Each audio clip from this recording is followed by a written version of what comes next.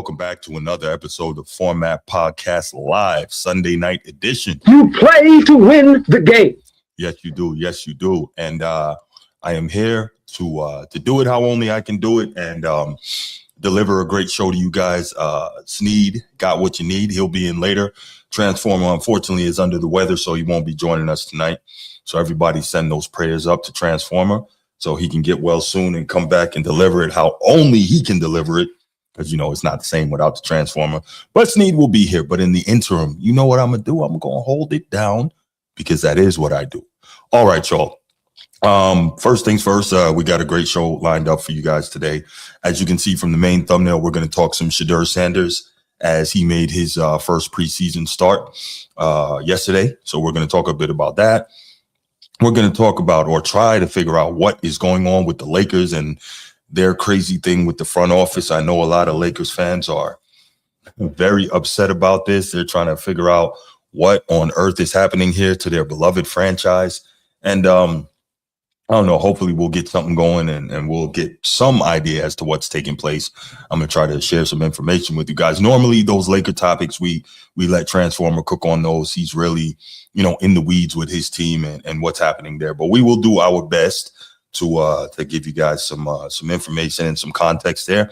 And we will also talk about how the Miami Heat did do something to make their team better this offseason, and they got the shooter that they needed. So we're gonna talk about all those things. And of course, you know, we're gonna take calls like we always do. We're gonna interact with you guys both in the chat and on the phone because that's what we do. All right. So before we get into any of that, I'm going to make sure that we give a shout out to the channel members because you guys make so much of this possible and we do it for y'all. Shout out to Coach T, a.k.a. Laker Nation, very first member of the channel. It's not that serious. Chief Sid Bubba. Shout out to you, Chief. Appreciate everything you've done for our great nation, everything you do for this channel. And of course, shout out to the boys from Annapolis, future great leaders of our military. Order arms. Shout out Baltimore Bruce. Shout out Steve King of the chat. Nino, of course, Sneed got what you need. Our number one contributor, Micah, D Ross 881, Red Wolf 31, and the Great Siberius. Appreciate all you guys so much. You know what you mean to the show. If you're watching this live, please make sure you hit that like and subscribe. And if you're watching on the replay, hit the like and subscribe as well. Okay. Let's go ahead and get into some quick hits, and make sure if you have quick hits that you want to add, you go ahead and throw those in the chat, or you can call in when I open up the phone lines for that segment. All right.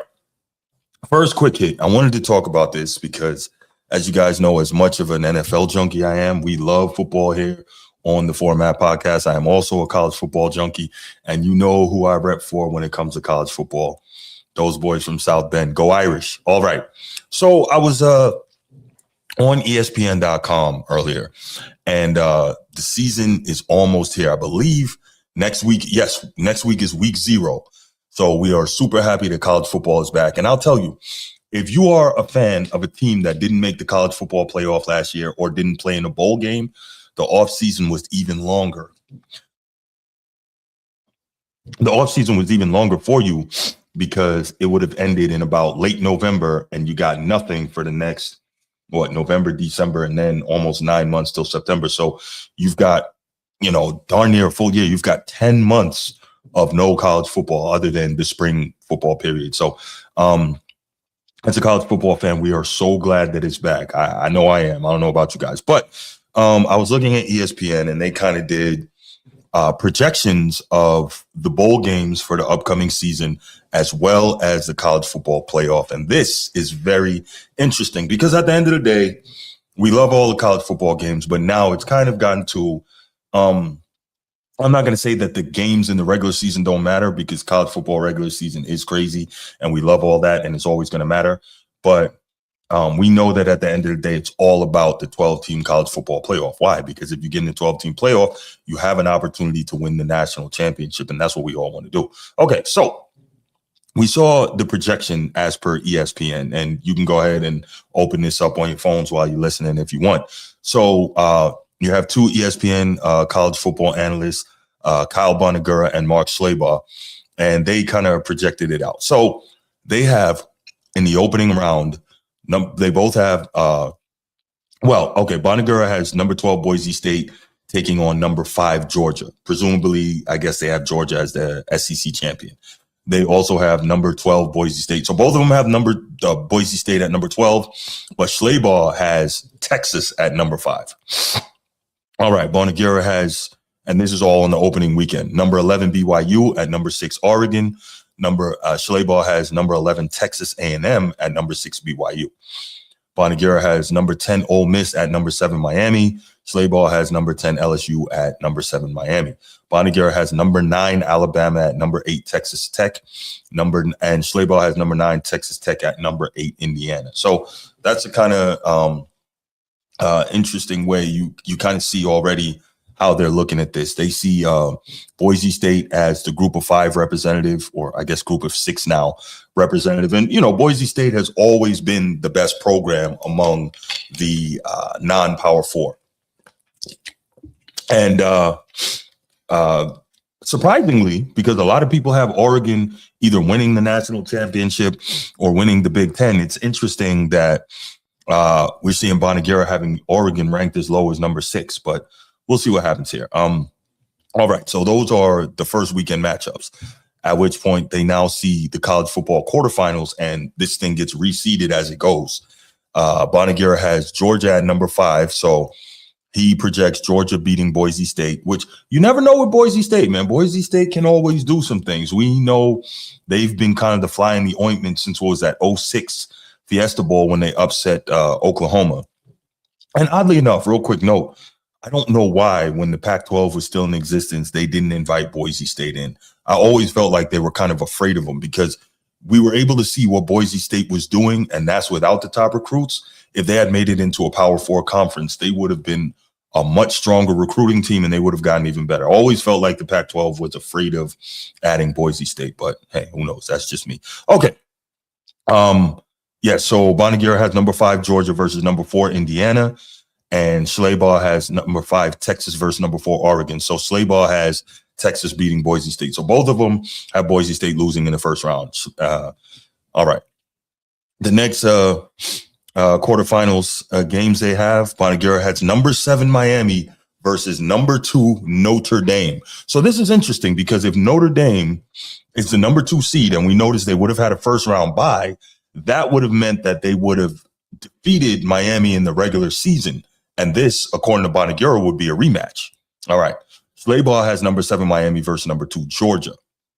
Then moving to the quarterfinals game 3, Bonagura has number 8 Texas Tech versus number 1 Ohio State. So they see Ohio State as getting the number 1 overall seed in this thing, which could be very interesting because Ohio State, they've got some games. They don't have the easy schedule they had last year. So I guess we're assuming that they're going to be better. The addition of former NFL offensive coordinator and head coach Arthur Smith to the offensive side of the ball there at Ohio State should be dangerous. And then, of course, you still have Matt Patricia as defensive coordinator. So it should be very good.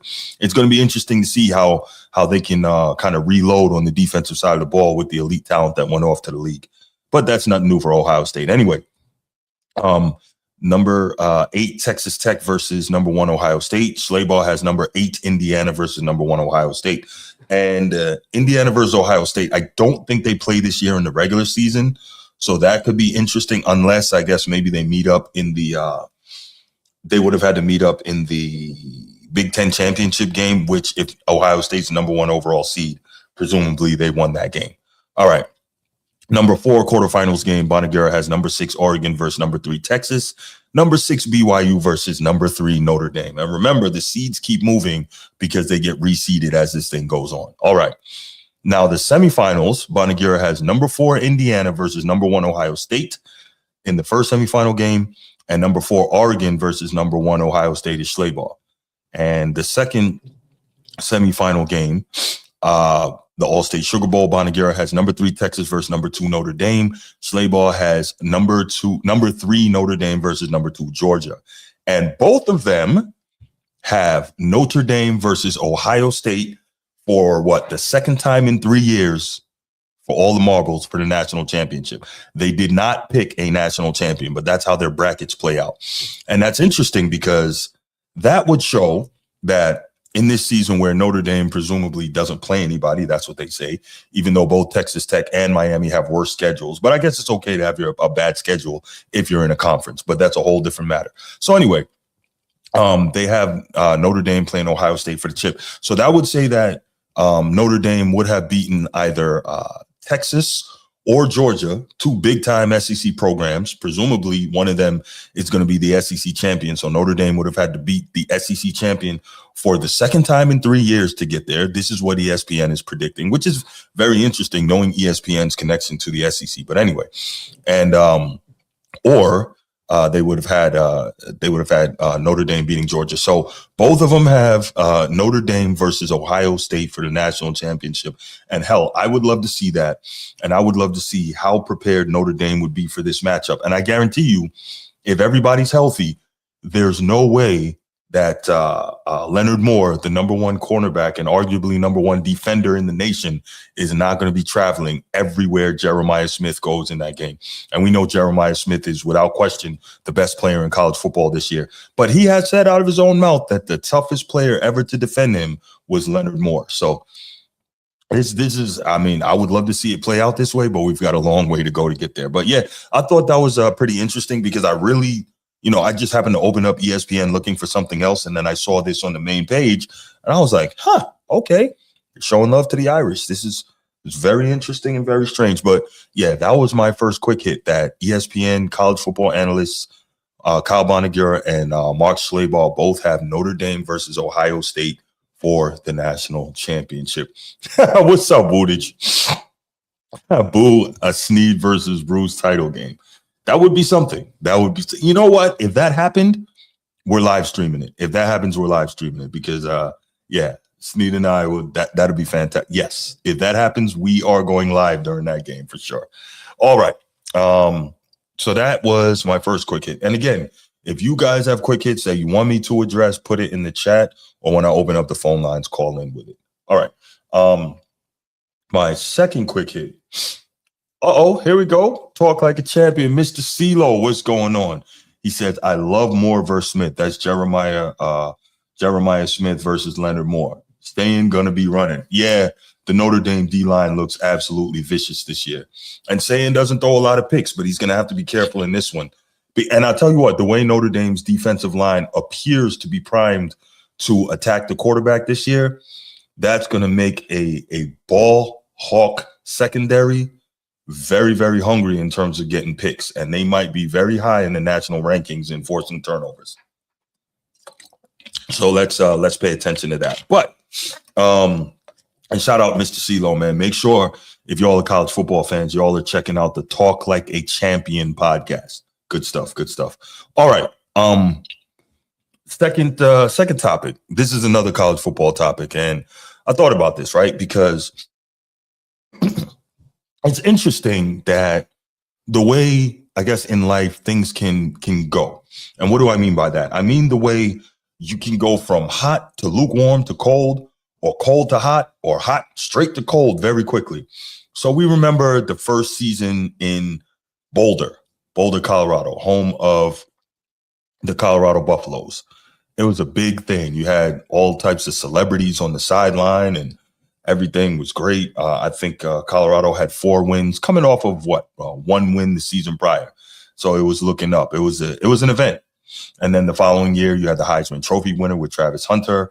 You had Shedeur Sanders being one of the best quarterbacks in the country by his numbers, even though he was getting brutalized. And Colorado won 9 games. They went 9-4. And they had an opportunity to make the college football playoff.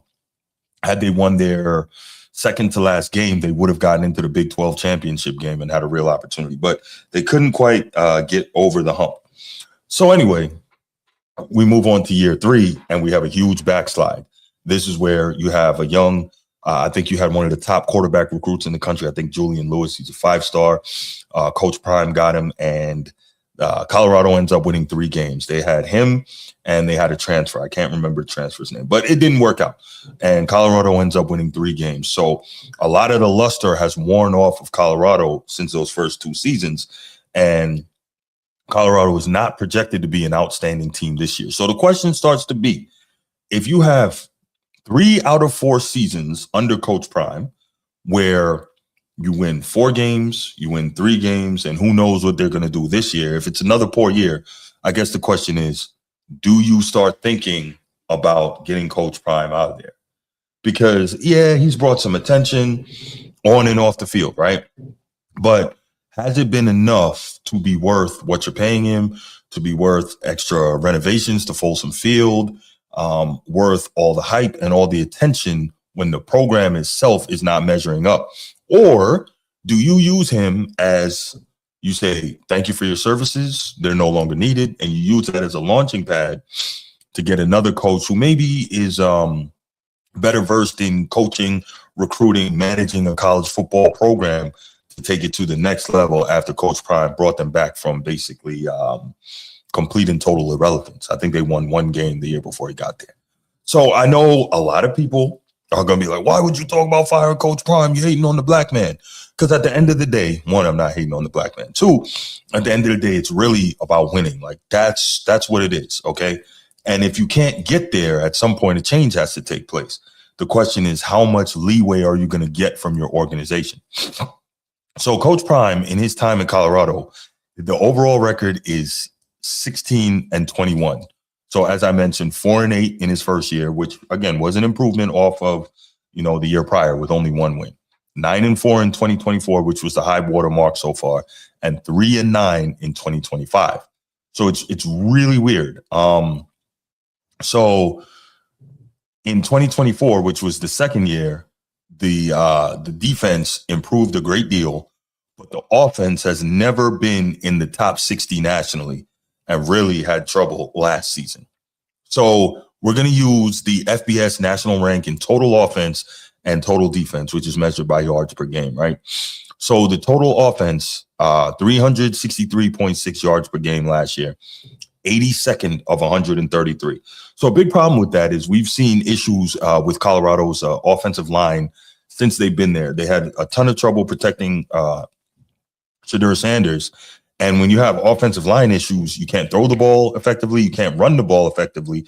Hence what? You're going to have low national ranks offensively. So they were 82nd of 133 last. I'm sorry. I'm looking at the first year, 4-8. They were 82nd of 133 in his first year there. Total defense allowed 453 yards per game, which ranked them 130th out of 133 FBS programs. Now, excuse me. Total offense last season, national rank 383.2 yards per game. Not last season, pardon me. In the 2024 campaign, which, as I mentioned, was the high water mark, 9 wins, 383.2 yards per game. Again, they've never been able to effectively run the ball. They could throw it when they had Shedeur Sanders there, though. National rank 69th out of 134. So some improvement offensively, but still nowhere near where it needed to be. Total defense jumped from 130th to 50th. So really good. Only allowing 351.9 yards per game. So really big jump. But then 2025, the record falls again to 3-9. And the total offense really is terrible. 328.4 yards per game. 114th out of 136 FBS programs. The defense allowed 425.7 yards, 123rd out of 136 programs. They've been bad the whole time. Like, there's no way around it. No way around it.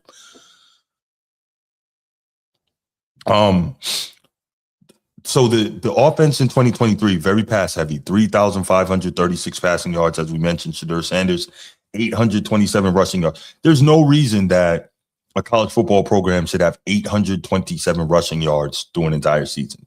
That's just poor. There's no balance there at all. I think we're just the question is really like, how long of a leash do you give Coach Prime? Because you would think that they would be able to recruit better, right? Whether it's him being able to get the big name guys, and he has gotten a couple. He's gotten a few. He had Travis Hunter, obviously, but he brought Travis Hunter with him from Jackson State when he had him there, and obviously Shedeur. And he's gotten some guys. He's gotten some high-level DBs. He's gotten some offensive linemen, but those guys are gone as well. DJ McKinney is now at Notre Dame. I think Jordan Seaton is now at LSU. So, like, even the really high-level guys that he is able to pull in, they end up going elsewhere. And, that's the nature of this game now, transfer portal and NIL. But there's two questions. Why is he not doing a better job pulling more talent in there? He's Deion Sanders, right? He is a magnetic personality. He's an all-time great player. He knows the game inside and out.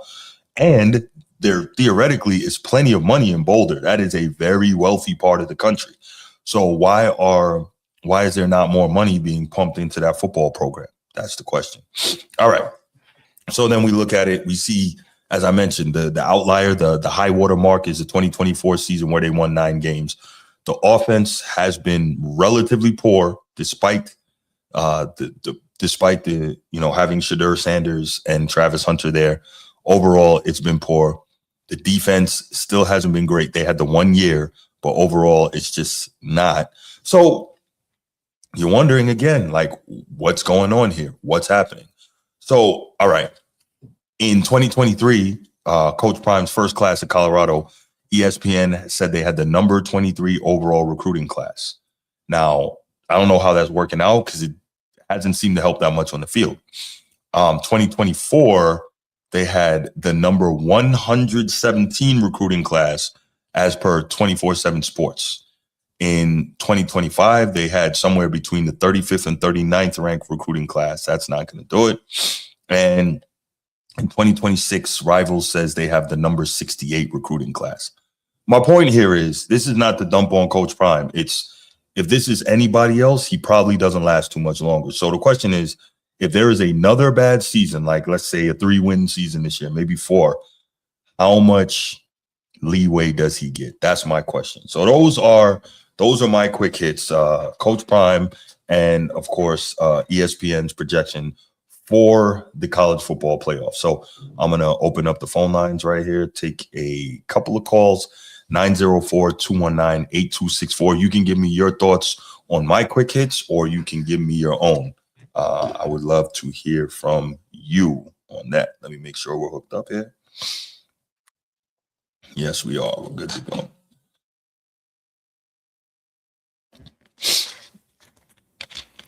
So, yeah, I would love to hear from you guys on your thoughts on the quick hits. Or if you have any. I'm sure Ed Dogg's got one of his many start bench cuts or something like that.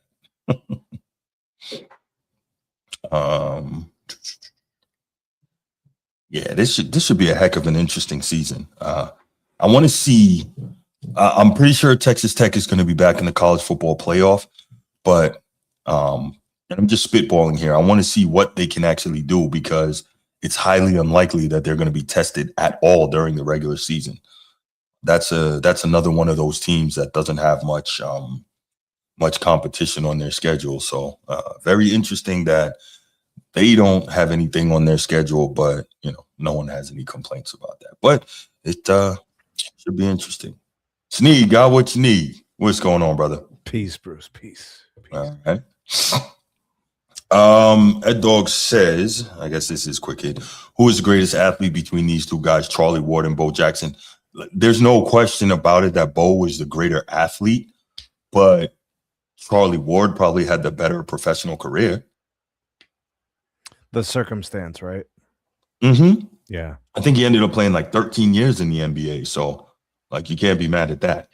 So Charlie Ward's peak as an athlete was in college, though. Mm-hmm. He won a Heisman, right? In a different sport than what he went professional for. Yeah. To show you the step to go from like college football to NFL football. He was like, no, I'm going to go to the association. Yeah. Right. Mm-hmm. I think Charlie Ward was a really good athlete, both sports. I think Bo Jackson was an elite athlete for his sport. Right. Yeah. Yeah, no, he was next level, just a complete and total freak in whatever he did. So he was playing baseball, football, and like he was a track star at Auburn as well. I'm like, what is? So when he got made, they were like, let's put a little extra this, a little extra that. Right. So I would say, Ed Dog, I think that I think Bo Jackson is the greater athlete between the two, but he wasn't a better professional. Because remember, he ripped his hip up in the NFL, and so that really hurt him. Yeah. Sneed, did you hear when I was discussing briefly on the first quick hit that ESPN has 2 college football analysts who both have Notre Dame versus Ohio State for the national championship game? Who said this? Mark Slabaugh and Kyle Bonagura. So those 2 guys plus these 2 guys. There you go. Said the same thing. Brilliant. There you go. What can you say, bro? What can you say? I think if some things line up, it's possible. For sure. But you do need it. I mean, there's a lot of wild cards, bro. A lot of wild cards. Yeah, and health is always the biggest one. The right? conversation in week 2, different than 5, different than 9, and a lot happens between now and November. Of course. Because Ohio State season, and I'm not going to speak directly to Notre Dame. I kind of have an idea of how it goes for them. But at least for the Buckeyes, we have our regular season, then we have Michigan. Yeah. And then we have the postseason. That's kind of it's like 3 phases of the season. And you guys don't have an easy schedule in the regular season this year. No, I mean you got to play. You guys have to play some games. That's how it goes. You got to play SC. You got to play Oregon. You got to play Iowa. Like you got some games. And in my humble opinion, Bruce, that's the way that I like to see it because no doubt, without challenges, then you're not prepared for the big moment. In Agreed. The Yes. Yeah, I'm with you. Yeah. But listen, I told the people that if it ends up that way, we're live streaming that game. Yeah, get your popcorn ready. Get your popcorn. And I also told them I don't need to be on. Bruce, you know how I don't hate Notre Dame like a lot of people. I don't hate Ohio State either. That's the crazy thing. Like everybody would have a lot of, I think, venom for that kind of thing. I kind of like Notre Dame, bro. Listen, I like Ohio State too, man. It would just be a great game. And I'll tell you, I don't have to be on the Irish coaching staff to know that if we get this matchup again, when freaking Jeremiah Smith goes to the bathroom, Leonard Moore is standing outside the door. He's going to be with them. Wherever he goes, Leonard Moore is going to be there. So, That's crazy. I'll be like, look, I don't care if he gets a pebble in his shoe and he's on the sideline changing it. We're subbing you out and you stand over there, Yeah. Yeah. But yeah. Okay. So hey, that's okay. That's okay, Coach T. I mean, what would I expect? what would I expect? Coach T said my quick hit is why Sneed got to pop in here like he just went.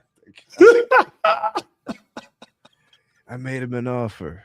Right. I made him an offer. Couldn't refuse. The price was a steal. Wow. There you go. Literally. What up, Coach T? What up, Woodage? All right, guys, let's get to these main topics, man. And Coach T, in all seriousness, I'm going to want you active in the chat on this one, man. This, so this was supposed to be Transformer, and I'm going to tell you all now, I can't do this justice the way he would. He sent me his notes on it. You guys know Transformer is dyed in the wool, purple and gold. We know that.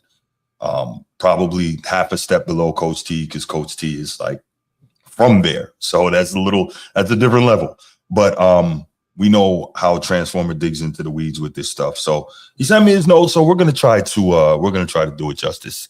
But there's a lot going on in the Lakers front office, whether it's with the Buss family and the brothers trying to get Jeannie out of there, but she wants to retain her share and retain her governorship. And now all the lawyers are arguing like, okay, do the brothers have enough majority to vote her out? But then she's like, since she's the governor, she's kind of the boss on that side. Should they be able to? Blah, blah. There's all that going on. Her governing power is, it's like, so if the organization wants to go in a certain direction, she's kind of pulling the strings on that still. I think so. And I think based on the percentages of ownership, those brothers are going to have a hard time moving her off of that spot. Right. But I'm feeling like they feel like if they can join together, like together, they can for a long time. I don't know. I know they've been trying this for a long time. Yeah, yeah, yeah. But none of them have actually seemed competent. I think they're all trying to get out with Agreed. their piece of the pie, right? Mm-hmm. It's really about returning the value that they believe that they're owed. Right. That's what I think too. Because none of them can properly run this organization. Agreed. I just don't think it's in them, and I don't think Yeah. it's not like it was before. Like when their dad was operating and owning, the league was simpler. That's true too. There's a lot more going on. That's a great point. And people are busier than ever. Their hands are in other things. Like Dr. Buss was probably pretty focused. And he had the star power. He didn't have to worry. Okay, there we go. Coach T says they cannot vote her out. So there we go. I guess her power overrides even 3 of them. So she has operational authority, and she has a stake in the company. Yeah, family business or whatever. Dr. Buss not happy about this rolling in his grave. It has not played out well since his passing, and I'm not going to say that the Lakers are without direction, but it's been a rocky road. Yeah, it was much more stable under Pop. And it's a shame because how many great organizations, not just sports-wise, politically, nationally, have gone down, after, the patriarch died, right? The freaking Alexander the Great's empire didn't last 2 years after he died. It was his wife was. It was too big for him. Right. So when he's gone, then it's how do you oversee all of that? Right. His generals were fighting over it. Yeah. His he had 2 children on the way. His wife killed the other lady that was pregnant. It's crazy. What do you think Iraq looks like since Saddam was removed? Right. You know what I'm saying? I mean, this is everywhere. This is baseline politics. This is human history for sure. This is the way it's always going to be. Yes. So whoever was there for a long time had something working. And then turmoil ensues. Right. Every time there's turnover. Yeah. We can look at it with the Mongol Empire, the greatest contiguous landmass empire in the history of the world.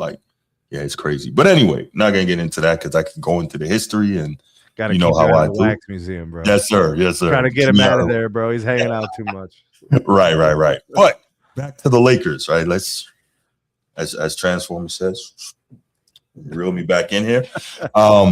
So Brian Windhorst was apparently talking about this on the Hoop Collective podcast, and he was going into where Marky Mark actually got the money from to buy the Lakers. And I believe I had heard a piece of this, but it was the Lakers, so I wasn't really listening too tough. I was doing a bunch of other stuff. But I know Transformer. I was doing Celtics things. Right. I know Transformer and Coach T, they were on top of this. So Brian Windhorst brings it up, and he says that Marky Mark's, that's Mark Walter, who is now under indictment by the federal government for some other stuff. His company, TWG Global, received a $10 billion investment from the Abu Dhabi Sovereign Wealth Fund in April 2025.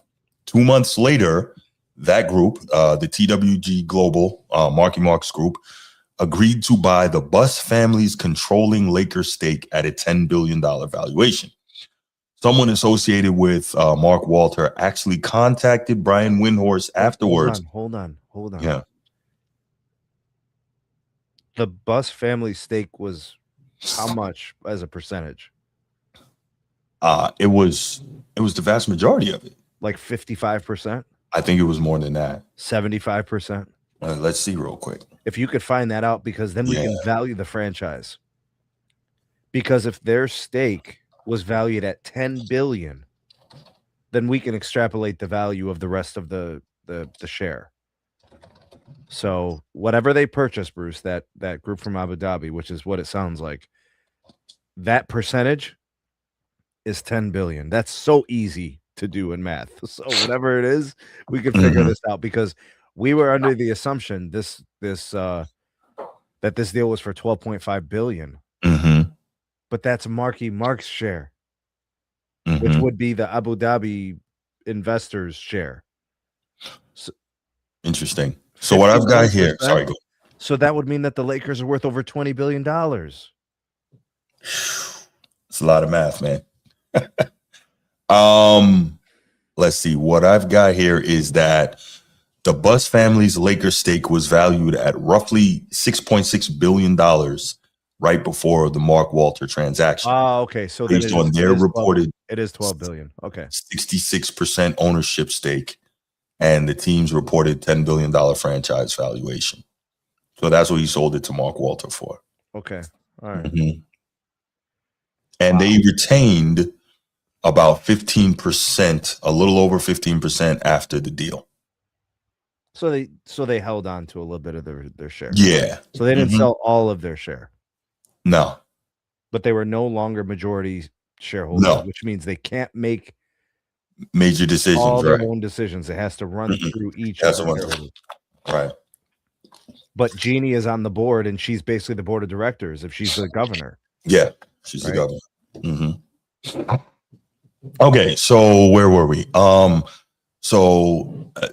Apparently when Brian Windhorst was talking about this, someone, no names given, associated with Mark Walter contacted him and told him stop connecting the Lakers purchase to the Abu Dhabi Sovereign Wealth Fund, saying that Mark Walter bought the Lakers with his own money.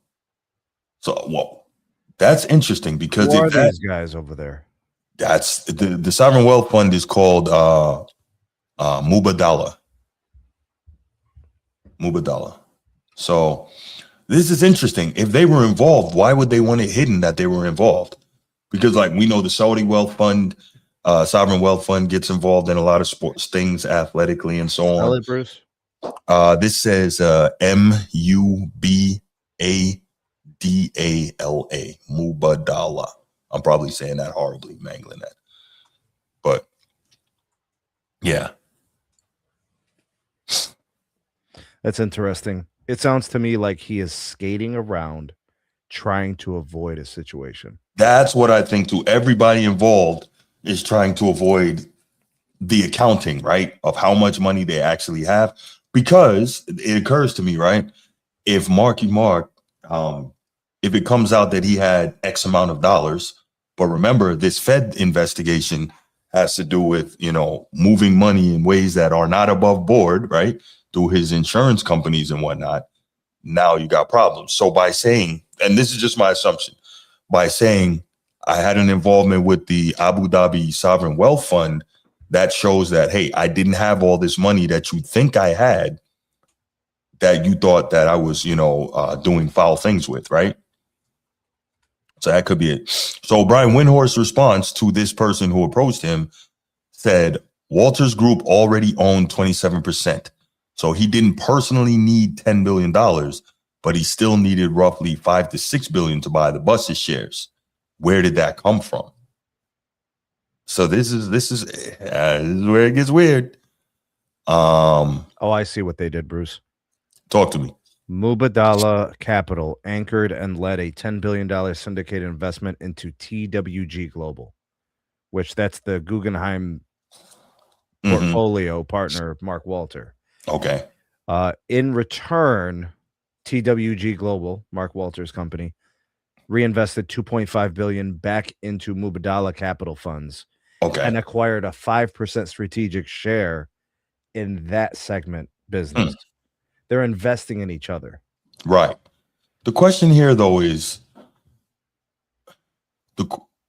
maybe they're investing in each other so that the Mubadala can, on the low, end up getting some partial ownership shares in the Lakers.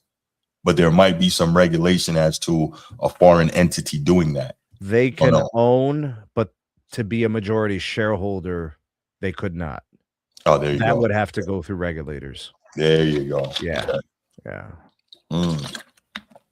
So this, okay. All right.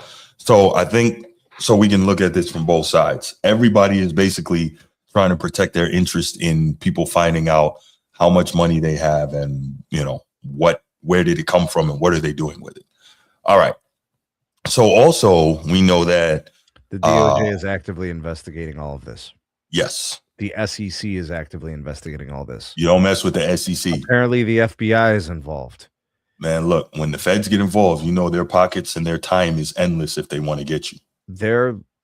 I think Mark Walter and his company, the portfolio business. TWG. There's some hidden loan problems in all this. This is not new, Bruce. Right. He's an insurance guy. The fraud in insurance is crazy, Bruce. You don't say. He may be trying to circumvent a lot of this, and he's trying to keep the money moving. Makes sense. Mark Walter brought some sleazy activity into the association with this. Right. And he kind of knew he couldn't own the Lakers anymore. That's what I think is happening, Bruce. So you had to dump that for sure. Yeah. So also, according to the notes I got from Transformer, Mark Walter was also trying to get cash from the Dodgers and Lakers TV deals there in California. Yes. Mark is playing some games, bro. Yeah, man. So apparently it was reported that Mark Walter had been trying to secure cash for months. He reportedly approached Charter Communications about ending. I think they probably own Spectrum TV out there. The TV, right? Yeah. About ending the Lakers and Dodgers local TV agreements early in exchange for a large lump sum payment. These discussions apparently went nowhere. The Dodgers Sportsnet LA agreement is particularly valuable. It generates an average of roughly $334 million annually before revenue sharing from between 2014 and 2038. Anybody curious as to whether or not the Lakers move the needle? Right. Sheesh. Right. It's a single TV deal. So this adds another question. Why was a billionaire who had just purchased control of the Lakers trying to turn future guaranteed TV revenue into cash now? What's going on that he needs this money? Bro. Yeah. This is what I've been saying. Ramona Shelburne came out and said, oh, man, Mark got an offer he couldn't refuse. Are you crazy? Well, they got to, You can't buy something for $10 billion. Right. That has never been sold before. Right. And all of a sudden you want to sell it in 8 months? Yeah, You are about to have $1 billion in recurring revenue annual. Right. So that moves off of that in less than a year. Yeah. So that's just the Marky Mark side. So now let's flip it to the other side with the Buss family, the Buss family civil war. Originally, it was reported that the Buss family voted to sell their remaining 17.8% Lakers stake to the incoming group of Joshua Kushner.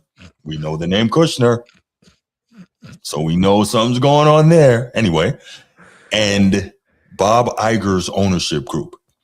That would completely end ownership in the Lakers by the Buss family, which dates back to Jerry Buss buying the team in 1979, I believe, from Jack Kent Cooke, who ended up then going to Washington and buying the then Redskins. They're literally trying to unwind the original transaction, Bruce. This is insane. Yes. Well, that's what you got to do, right? They always say, follow the money, right? So then Jeannie, we talked about Jeannie, she would have had to step down as the Lakers governor because NBA rules reportedly require her to maintain at least a 15% ownership stake to be the governor. And, she didn't want that. The reports came out saying Jeannie's 5 siblings, I said 3, pardon me, 5, approached her wanting to sell and forced a vote approving the sale. Jeannie and her attorney pushed back. Her lawyer sent a letter arguing that previous court rulings prevent the family from doing this without approval from the current co-trustees, Jeannie, Janie, and Joey Buss. So the argument is basically the trust is legally required to maintain at least 15% Lakers ownership so that Jeannie can remain the controlling owner and governor. There's no way it's in perpetuity. For how long? Maybe Dr. Buss did set it up into perpetuity. That would be crazy because eventually these people die. Maybe it goes down the line in the family. You could say firstborn child or so basically until everybody that gets it passed down agrees that they don't want it anymore and they'll sell. But I guess that's crazy. So Dr. Buss was tripping when he was there. This was never going to work. Look, this is going to be the same thing. Not that I'm wishing it. When he's already in his mid to late 80s. When Jerry Jones dies, watch, this is going to be the same thing. How many kids does he have? Jerry Jones? Yeah, a few. 3, I think. Yeah, it's going to be just like it. It's going to be just like this because the Cowboys, if they wanted to sell, they could sell for $20 billion.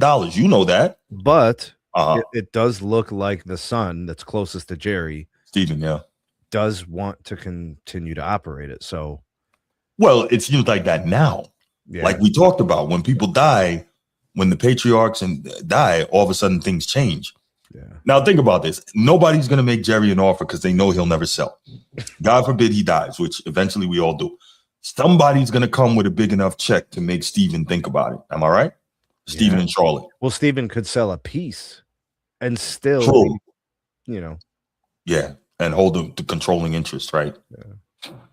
So Jeannie Buss's attorney is warning that attempting to sell could potentially constitute a breach of the trust, breach of fiduciary duty, and contempt of court. This is crazy. This stuff will go to a judge, and they will have to rule on this. Yeah. The 6 Buss siblings apparently don't individually own separate percentages of the 17.8%. So it's all of them. So that's all under the trust. Yeah. Okay. The shares are held together through a complicated family trust. So that's crazy. So there you Bruce, go. Dr. Buss set that up. Like, yo. Think about this, Bruce. Everybody outside of the Buss group is just sitting on the sideline. They can't say or do anything about this. Correct. They have no say as all this kind of sorts out. Yeah. So we got just a huge mess on both sides of this thing, whether it's the original ownership with the Buss family or whether it's Marky Mark and how he got to it. And then, of course, him selling it to Kushner and Bob Iger. This is all crazy. And Transformer wants to make sure that we add, he feels as if there's still another layer to the story that hasn't come to light yet. So, and he says, I want to make sure that is Kushner and Iger. Like, why them? Why were they chosen? Yep.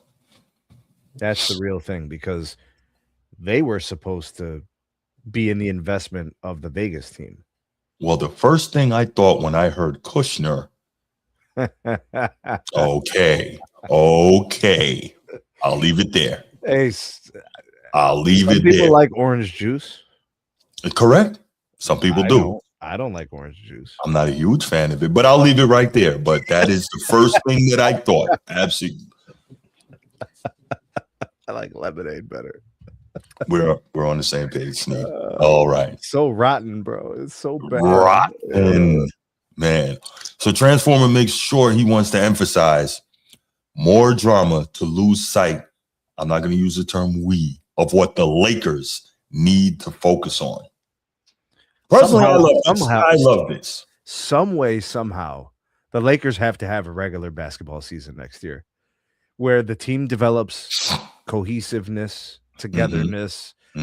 They get better over the course of the season. Luka leads, the supplemental pieces, play hard for each other. JJ takes a step as a coach, Luka as a leader, AR-15 as a playoff performer. Like, everybody has to do this thing collectively together. They just moved on from the star of their team for the last 10 years, and now they have this new beginning, and they somehow have to act like everything's cool and the joint ain't on fire, That's tough, man. That's tough.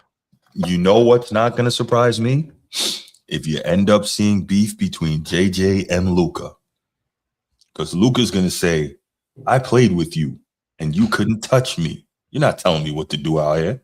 Bro, JJ was a bum, bro. He was a plumber. He wasn't a bum. He was a plumber. He was a quality role player. He was a spot-up shooter. He's a quality role player. There have been a million of those. Yeah, but what did he play? Like 15 years in the league? Like there was like, if Luka is going to respect him, it's him at just being nice. Because his mama told him to respect your elders, son. Right. For sure. All right, man. This is all crazy. What I'm going to do is open up the phone lines right now. I'm sure that somebody's going to want to call in and talk about this. Let's go. 904-219-8264. 904-219-8264. Let's get your thoughts on what the hell is going on in Lala, because there's a lot. And we got to wonder how it's going to affect the season and what's going to go on, man. Let's see.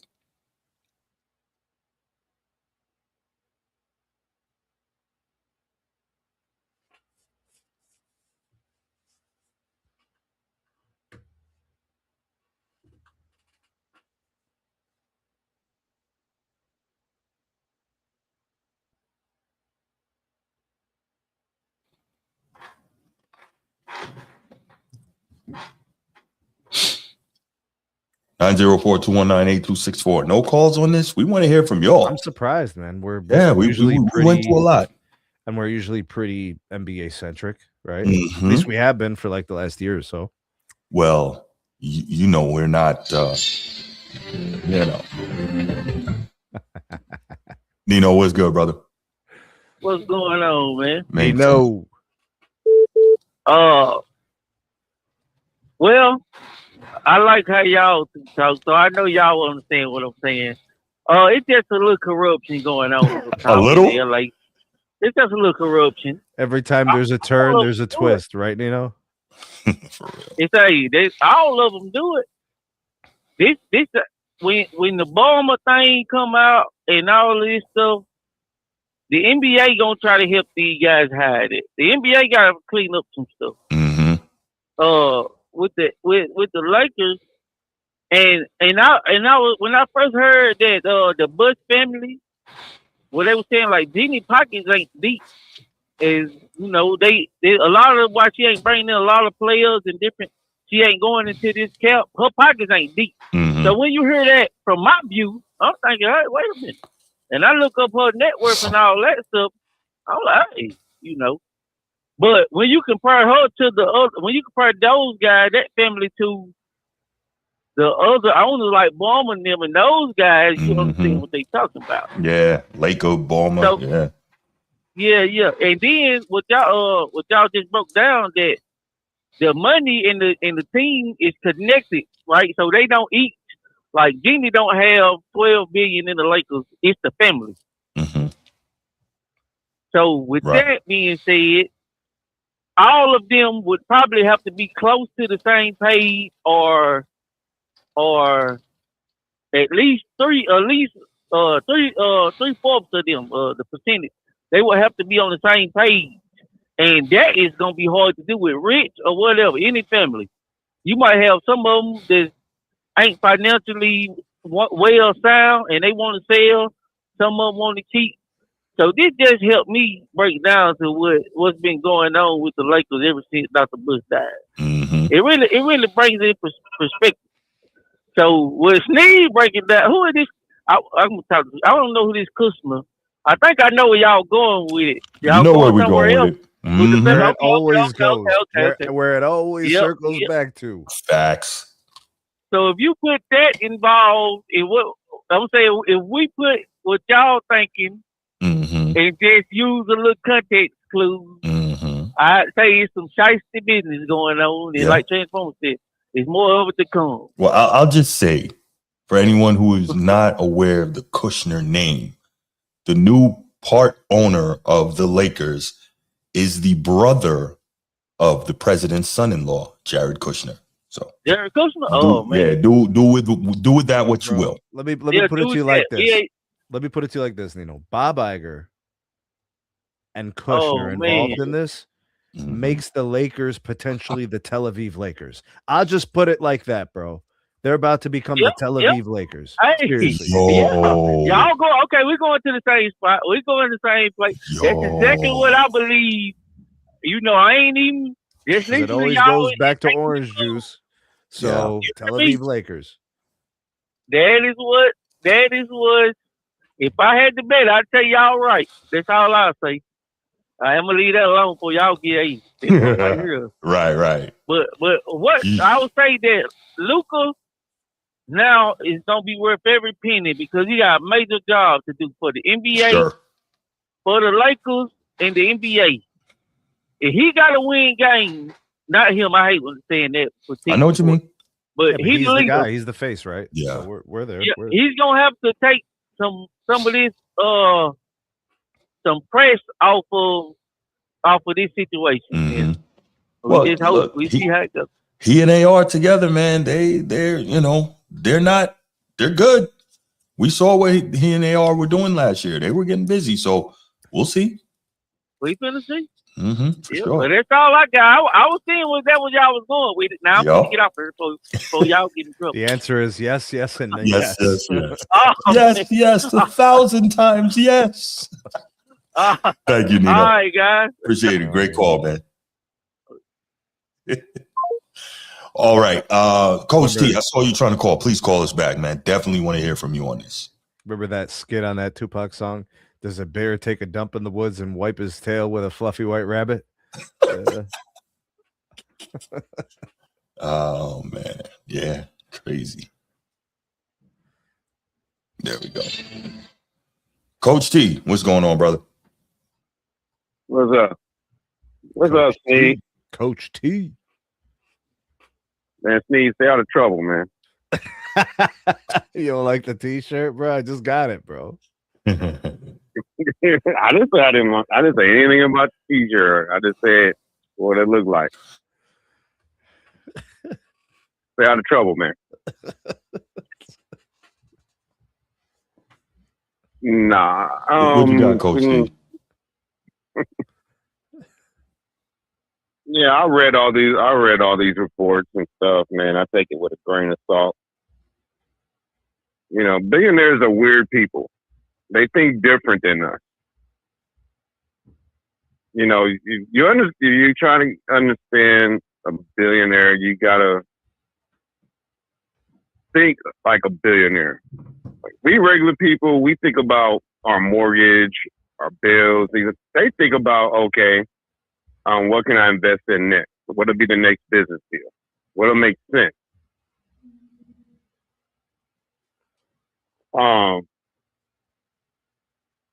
I just kind of find it fishy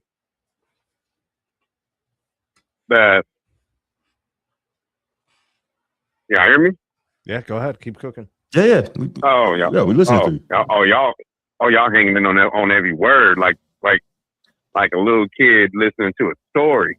You're Laker Nation, bro. You're Laker. Story, Uncle Tony. Please, please. Right. It's not my place. This is all you, brother. Transformers not here, so I'm letting you rock. Oh, stop it, Bruce. You loving this shit. No. In all seriousness, you're Laker Nation. I really want to hear what you have to say. Like, I'm not even being funny. Yeah. No, I just think it's fishy that I think they're trying to run the buses out of town. And they don't want to just push them out because of the trust is holding things up. If that trust wasn't there, the Bus family wouldn't even be in charge. I don't know why, but you just got to, they speak in code. You gotta read in between those codes. You gotta think like a conspiracy theorist, unfortunately, when you're dealing with these type of people. Because they think they're smarter than the average person. They think they're above everybody. So it's a bunch of legal things that's holding on. I think the kids just don't want to be bothered with it anymore. Mm-hmm. So they're trying to, they like, Jenny, just sell it so we don't have to deal with this bull. Because there's a lot of stuff behind the scenes that's not being told. And I feel like the Lakers is one of the most profitable organizations in the NBA, and we all know the NBA is pushing to go global. So what a big way to get that a jump start on it is if an overseas company has ownership stake in one of the most profitable organizations in the NBA, and they time them. He has no spine whatsoever. But Coach T, here's my thing. Clearly, something isn't on the up and up when you have both sides trying to hide things. You know what I mean? That's my greater issue, I think. You have both sides trying to hide things. Something isn't on the up and up, whether it's Marky Mark's side or whether it's the Abu Dhabi sovereign investment fund. I don't think Marky Mark was supposed to purchase the Lakers in the first place.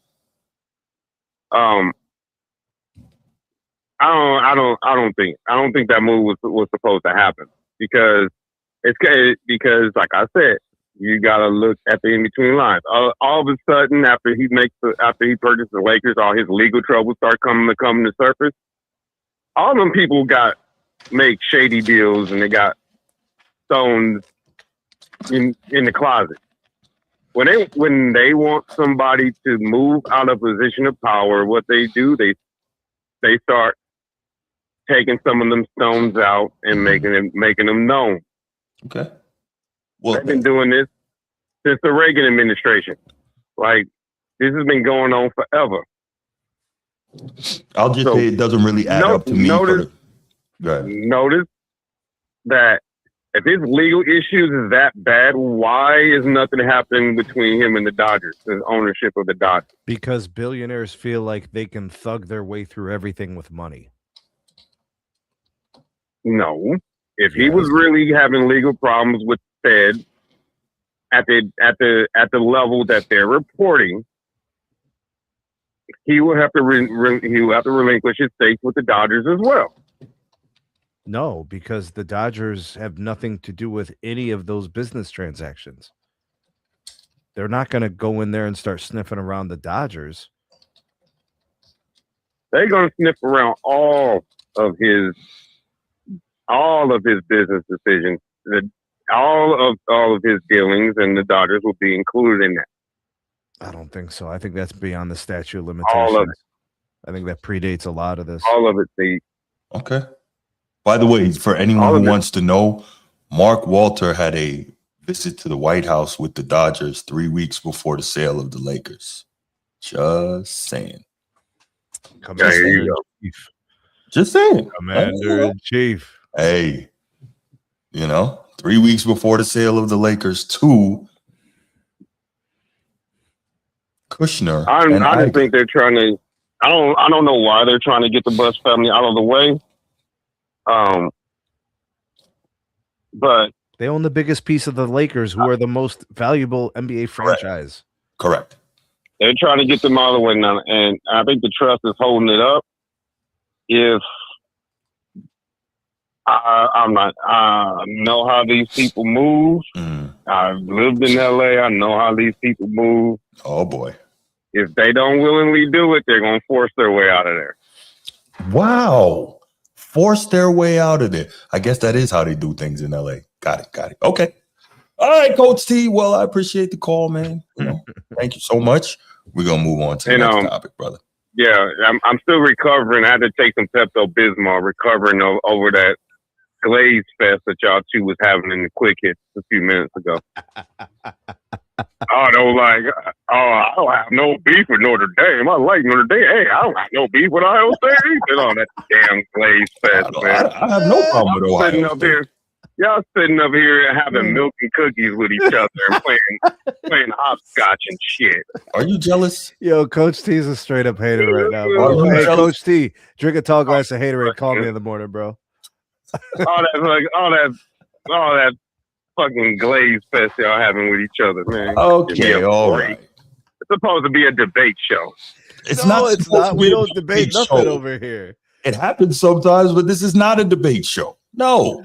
Fake rage debate. There you go. I think Coach T is just mad because Ohio State doesn't run out on Notre Dame games. Anyway, Coach T, you have a wonderful evening, and we will move on to the next topic, sir. Good night. All right, I'm still going to get that Notorious Diva shirt. Watch. Yeah, whatever. We bid you good night, sir. Coach T, Coach T, you don't want to hang around here too much getting flambéed by Bruce. Chill out, bro. Sean, hurry up, man. Hurry up. Call. You got 2 minutes. 2 minutes. That's what you got. Don't go off on one of your crazy tangents. This has nothing to do with he who shall not be named. But Sean is a big Lakers guy, and a Dodgers guy too. He is. What's up, Sean? Hey, what's up, man? Don't worry, I'll be brief. Thank you. You know what I mean? I know you're gonna be talking. We're gonna be talking about Klay Thompson or everything. As far as Coach T, he has pretty much a similar thoughts as me. You know what I mean? This is a very pretty much a conspiracy with the Lakers as far as like the ownership and all these things that's coming on with Mark Walters and his case, and plus the buying for Bob and Joshua. Now, listen, I said that for the last time. Mark Walters, he is a powerful man, but he's not super elite. He doesn't have the connections that Steve Ballmer has. So, I don't know, for some reason, I do believe that he could have actually owned the Lakers if things is gonna situate on his end, but I think he overcalculated. As far as the front office, now I'm not an insider as far as the Lakers per se, but if your front office is trying to corporately force you out of the building, while you being a minority owner or even a majority owner, then that's something to say about them than it is about the people that we usually talk about. And while I do say that, yeah, you know what I mean, this news is gonna block from what the Lakers are doing currently, but at the end of the day, so be it, because this is a microcosm of what happens in sports as a whole, not just the Lakers. It could be other guys from different franchises, from different sports, regardless if it's the NFL or the NBA or the MLB. These billionaires are trying to find some short-term, you know, I mean, they're trying to make it corporate while trying to have a short-term profit on their side. And that's why I'm going to just handle like that. You know, I'll just land my plane there. It's a good point, Sean. I'm actually with you on that. The investing culture, the stakeholder culture, the ownership culture, it's really starting to spill into sports. You're seeing private equity getting involved with ownership, yeah. Right? Especially the big franchises. They don't want to own like small market teams, and they don't want to own small teams. They want big shares in the big markets because that's like big companies. It's like owning a big stake in Google. That's right. Right? I'm not even joking, but like they're like, I would say the LA Lakers are like the alphabet of the NBA. I would. For sure. I mean, it's not the fact that it's not the fact that billionaires do not want to own small market teams. They do want to own them. It's just that they're overpriced. Everything is overpriced. From even a small team. The new Vegas team was going to be valued at $20 billion. But that's Vegas. That's Vegas, though, bro. It's like that's a big market. They need to build an arena. They need to do all the things for the team. You're going to be doing a whole bunch of administrative things. Yeah, but it's a spectacle. It's like what the Raiders are doing. No disrespect to the Raiders. Listen. They were good when they were in Oakland. I need you to land the plane, Sean. I need you to land the plane. Okay, I'm landing my plane there. All I'm just saying is, I'm just going to add this thing. 60% of billionaires are not making profit in the stock market. And I'm just going to land my plane there. No doubt, man. Appreciate the call, brother. Thank you. One thing you got to say about Lakers fans, real Lakers fans, they're passionate. They love their team. That's all that's left. And that's what it's supposed to be, though. And I'll leave it there. That's all that's left, Bruce. Only the real ones are left. The fake ones left. Well, look, the real ones should be, because as much as I talk about the Lakers, man, I keep saying it. When the Lakers are great, the league is great and basketball is great. Yeah. And that is, clearly, without question, a top 3 franchise. So yeah, Knicks, Celtics, Lakers, there you go, right? Running the show, yeah, for sure. So we want to see them get right, and we want to see them get back to a high level of competitiveness. We do. All right, good stuff, man. Let's go ahead and let's move to the second topic. And what do you know? So obviously, one of the biggest moves of the offseason, which has pretty much been forgotten by the he who shall not be named in Philly, was Giannis finally leaving the Bucks and being traded to the Miami Heat, where he joined with Bam Adebayo. And then the question started being, well, could LeBron go back to the Heat? And, what else are they going to do to fill out their roster? Because obviously they're heavy in the front court, they're heavy defensively, but what? They need something to stretch the floor. That's not going to be Giannis. That's not going to be Bam. That's not how those guys play. And so we were trying to figure it out. Where's a quality guy that they'll be able to get their hands on, in order to stretch the floor and have a shooter. And lo and behold, they found it. Yeah. And hey, They got that guy who we know, one of the Splash Brothers. Now, does he still play like a Splash Brother? No, but we know this is a guy that can absolutely shoot that thing. He's 4th all time on the NBA made 3-pointers list. You know, he's one of the purest shooters the game has ever seen. And I think a lot of times that's one of the last things to leave you, right? Like shooters can stay around a long, long time. Yeah. And, you know, Klay, he still got that thing. He can let it go. But we look at him and we say, okay, this is a guy that could really help that team. There's not going to be a whole lot demanded of him. On some nights, he can still play very good perimeter defense, but his main goal is to be what? The guy who can knock down those shots, stretch the floor when teams are making it a point to try and keep Bam and Giannis out of the paint. So I think this was a good pickup. It was a surprising pickup. And I know the Laker fans are not particularly happy about it because the rumor was that Klay Thompson was going to end up with the Lakers. And I'm sure Klay was like, I never said anything about that. Klay with what the is Lakers? Sean talking about? Go ahead. The Klay to the Lakers story is predicated on the fact that maybe Klay was interested because his dad was a Laker, Michael Thompson, right?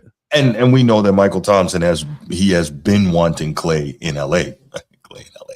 He's been wanting him there for a long time, but no, it didn't work out. Also, we know he would have been a good fit there with Luka and AR, right? Two guys that can obviously break things down, get into the paint, move the ball, drive and kick. Well, I mean, it would have worked with the shooter. It would have worked in the complexion. Yeah, sure. Wow. You know, I was thinking that. I just didn't want to say it. Hey, bro. I mean, I'm light skinned too, so I can relate. I am not. I cannot. Depends on the month of the year, bro. You know, different shades. Yes, but I don't get too much lighter than this in general. No, but Klay Thompson. If you think about technical fits, Bruce, yeah, the Miami thing works. I was about to ask if you like this. Yeah, the Miami thing works. Lakers, that would kind of work. The only thing I would say is in Miami, Klay will get the ball out of obligation. With the Lakers, Klay would be an ancillary piece who would get residual looks. Okay. They will draw up stuff for Klay. Mm-hmm. In Miami, they will draw up stuff for Klay. So you don't think Klay can I'm asking, do you think Klay can average 18 in Miami? I think he can as long as he's healthy. Probably not. No? Probably not, because I don't He's think getting a lot of looks. Yeah, Bruce, but his shooting percentage was really down last year. So if you're saying that's a hiccup, okay, then maybe you're right. Okay. Because I want to say he's down about 4 or 5% off his Warriors days. Right. So if he goes down 4 or 5% from 3. So he averaged 18.5 last year. Let's see. Where's his career stats? Go ahead. But he didn't play with Giannis and Bam. Right. Right. Giannis is going to get volume of possessions, right? Like Bam's basically their number 2. So what? Klay, Wiggins. I mean, even Wiggins will be more of a primary offensive weapon than Klay would be. I don't know. But I don't think that his point total doesn't dictate whether or not they win games. No. It's going to be when he gets his threes. When they're having trouble making shots and he's open and he's taking and making, right, then that's a winning formula for them. That's what I think he's there for. Yeah. I don't expect that, but I think he'll clearly 16 a game, Bruce, and they could win games. Well, I think he'll clearly be the third scorer there, right? I think that's fair. He averaged 18 last year. He did, however, to your point, shoot 38% from 3 and has only broken 40% once in the last 5 years. So clearly not the same shooter, but clearly still an elite shooter. Is that fair? Like, let's say this. If you're playing against Klay. Is he 38 or 39% from 3? 38 last year. So 38's good for most people. Yeah. Bad for him. but it's like below average for him because he's typically 40 plus, right? Like, well, it's been some years, right? It's been a few years since he's only been over 40 once in the past 5 seasons. But prior to that, he was living at 40. So prior to that, so he walks in the league 41, 40, 41, 43, almost. But increases volume and stays in the 40s. Yeah, 41, 44, 40, and then the injuries. But the question is this, right? Even though he's not the same guy, my question for you is, if you're playing against him, would you advise anybody to leave this guy alone? You have to respect it. There you go. You have to respect it. Mm-hmm. Yeah. Because if a player is making 39%, that's several percentage basis points above average. Mm-hmm. Even average players, you have to respect the shot. Mm-hmm. Because when players make 38, 39%, what do coaches tell them to do? Take more. Yeah. So, but don't we think he's also going to have the opportunity to take more? Well, no, he took a lot last year. Bruce, I'm telling you, it's going to be timing. It's going to be certain possessions, certain, segments of the game where it's going to be leverage. It's going to be some high leverage moments. Mm-hmm. If the Heat are down by 5 points with 2 minutes left, he's in the game. You see what I'm saying, Bruce? Like, he's going to be in there. Mm-hmm. Whether he played 20 or 30 minutes already, he will be in that game. Right. Because you simply have to have it. The threat has to be there. Yes, correct. That opens up the floor in a lot of different ways. Absolutely. Absolutely. Hey, maybe he'll end up in a spot where he can save Giannis like Ray Allen saved LeBron. That could happen. That could happen. Yeah. There we go. All right. Let's go ahead and open up the phone lines. This was easy topic. 904-219-8264. 904-219-8264. We want to hear your thoughts on Klay Thompson and the Miami Heat. Does this fit? Does this work? Is it worth it? Thank you for calling the Format Podcast. Who's this? Hey, what's going on? It's Mike from Technoid. And Sam, Mike, what up? Gray in there. What's going on, brother? What's going on with I'm that old, beard? bro. I'm Gray old. in there. What do you want me to do, bro? I'm old. What do you want? Yeah, listen, I don't know. You need some shoe polish dye on that thing because, man, is it getting gray. Nope. What's up, Bruce? How you guys doing? Hey, what's going on? Thank you for calling, man. No, thank you guys for letting me come on real quick. Listen, I don't know if you guys remember, but I'm a Miami Heat fan, so this made perfect time for me to call in. I'm just going to put it out there. I'm really happy with the move. Mm-hmm. We didn't have to really give up anything. Right. A lot of people were thinking that we were going to have to trade for Klay, but I'm really happy that we were able to get him on the buyout. And I think it's the best way I can describe the move is that we needed shooters.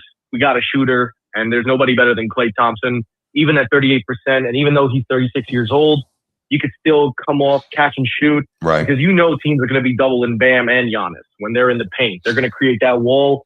So as soon as that one guy steps out, you pass the ball to Klay, boom, in the corner. And I think he's going to be exactly in that Ray Allen position. I think that's kind of what Miami is going to do. I would have definitely liked for us to have picked up a point guard because I love Davion Mitchell. I think he's got some really good potential, but I still think we need a good playmaker.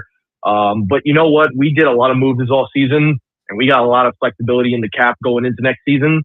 So for me, I'm just sitting here and I'm relaxing with it because I think the Miami Heat did enough, at least to make enough splash. And honestly, I'm happy with what we did. A lot of people will sit there and say the Miami Heat's not going to compete. Listen, if you remember the post-Jimmy Butler era, it was a rough ride. It was a rough ride. And, I'm happy that they've been able to rebound from it. I will always appreciate what Tyler Hero and all the other guys have meant to the team. But when you look at this team compared to last year, it's night and day. So I'm just here for the ride. I'm going to enjoy it. I know I'll be at the Kaseya Center next year, and I will definitely be front row seeing this new squad. And I'm just really excited. I'm really excited. You'll be proud to rock that new Klay Thompson jersey and that L Heat. Man, my bills are already rocketed high, man. What you talking about? I got to afford so many jerseys now. Actually, real quick, I'm actually heading to Highmark Stadium this week. I got invited by Highmark themselves to do some coverage. So I'm going to head out there for the preseason. So Definitely would love to come on the show one day. Maybe I talk about Highmark because I heard some rumors about some really bad seeding. So I'm going to check that out. Okay. You a journalist, man? Not entirely. Just a content creator who loves sports. Sneed will tell you all about me. Yeah, we'll talk. Good stuff. But yeah, no, I won't hold up the phone line. Just wanted to come on. Say you guys are always doing solid as always. Hey, I appreciate that. Let's go Heat. But best of luck, guys. Take it easy. All right, man. Like and subscribe. We appreciate you. Appreciate you guys. All right. It's a good call. Solid call. That's my boy, Mike. All right. He lives a hybrid life. New York City, Miami, Florida. That is a hell of a hybrid life. Man, you always got something to do. You don't sleep in that hybrid. Yeah, I'm too old for that. He looks the part too, bro. Dude looks like a movie star. Oh, does he? He's one of those guys? Yeah. Okay. Fits in Miami and New York.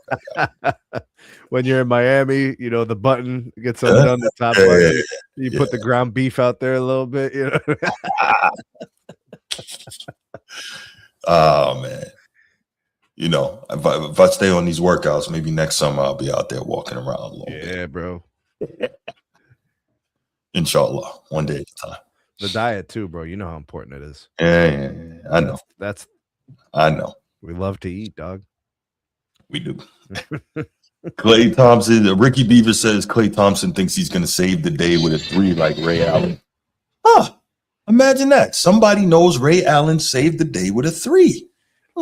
Anyway, what up, Coach T? Before we get any Klay Thompson slander on your show, I'm not saying you, Bruce. Stop getting so defensive. Golly. I like to pick up on Miami. You gotta understand Pat Riley, Spo. For some reason, they bring the best out of people.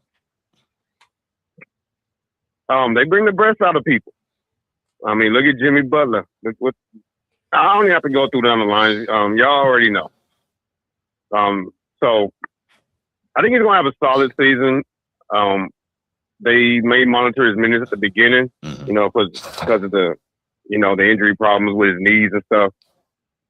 But he's gonna be a dangerous team, man. I'm not writing them off on the sunset like they're gonna be a play-in team or a low seed. They're gonna be a dangerous team. They can defend. They have one of the best shooters in the league, and they have solid. They have, well, it don't scare you, but they have solid shooting around them too. Like, forget Wiggins can shoot from 3. Mitchell can shoot from 3. Tim Hardaway Jr. can shoot from 3. They just needed a shooter. Tim Hardaway Jr. is coming off of one of his worst shooting seasons in a while, though. It will be Sneed, Brees and Slander. Hey, I'm just saying, historically, your statement is correct. No. Historically, your statement is correct, but last year was a weak shooting year for Tim Hardaway Jr. And who did he play for last year? Denver. Yeah, that's all you need to know. And who is he playing for this year? Hell Heat. Exactly. Actually, and them boys. He was almost 41% from 3 last year. Oh. 40.7. I guess Bo and them boys, they bring out the best out of them out of their players. I don't know what they do. We'll find out. But they're gonna be scary. I'm not saying they're gonna win the championship, but they're gonna put fear in some people. So, well, you know, they do have Giannis, you know, who if he's healthy, he's going to be a problem, and that I'm sure that warm weather down there is not going to hurt his health at all. You know. Do you remember what I said a long time ago when we were discussing landing places for Giannis? No, I only remember when you lie about USC. But I said a long time ago, like one of the destinations that would be a scary front court is if he pairs next to Bam Adebayo. Okay. I said that a long time ago. Can't remember when. Mm-hmm. But when we were talking about it, I said that'll be one scary. Well, it'll be a scary place for him to go. No doubt. Because we was debating on L.A., Miami, Nick, and we was debating on that. And I always thought he was gonna. If he leaves anywhere, he was gonna go to South Beach. To me, it made more sense. Okay. But we'll see. I think they're going to be a season or two away. Knicks and the Sixers are the heavy favorites out the East right now. Mm-hmm. I think they're going to be a season or two away, but they're going to strike fear in people. As long as they can stay patient, they'll hang up banner number 4. All right. Thanks for the call, Coach T. But not before. All right, Coach T. Throw that out there. What? Throwing out the Lakers. Throw that out there. Yeah, whatever. Thanks for the call, man. I had to throw that out there. Yes, thanks for the call, Coach T.